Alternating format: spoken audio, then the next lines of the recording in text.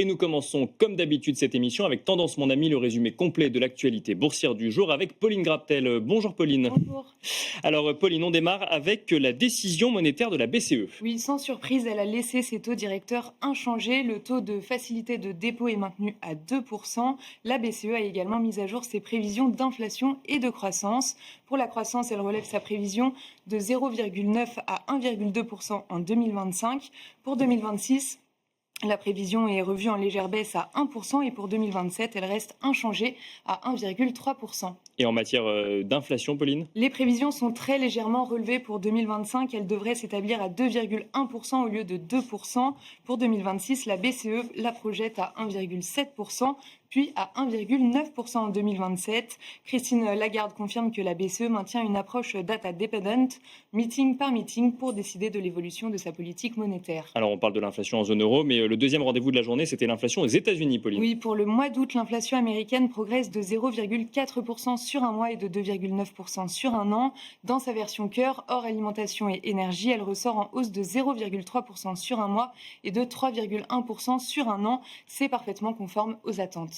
Est-ce que ces nouvelles données font bouger les marchés obligataires, Pauline? Le rendement américain à 10 ans poursuit sa détente autour de 4%. En Europe, le rendement allemand à 10 ans reste stable autour de 2,65% après la décision de la BCE. Le rendement français de même échéance évolue autour de 3,45%. Sur le marché des changes, l'euro-dollar se traite autour de 1,1730 aujourd'hui.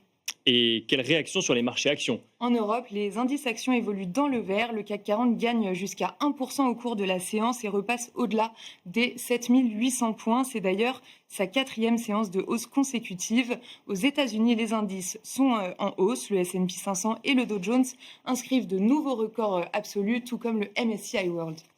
On note du côté des valeurs, Pauline, que Kering est en hausse. Oui, en hausse de plus de 2% après avoir annoncé ne pas acquérir la totalité de la maison de couture italienne Valentino avant 2028, alors que Kering détient déjà 30% du capital.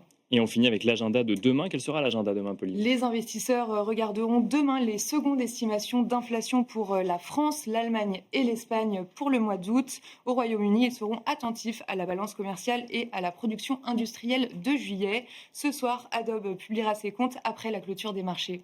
Voilà, donc Tendance mon ami, le résumé complet de l'actualité boursière du jour par Pauline Gratel. Merci Pauline, et quant à nous, on se retrouve tout de suite dans Planète Marché.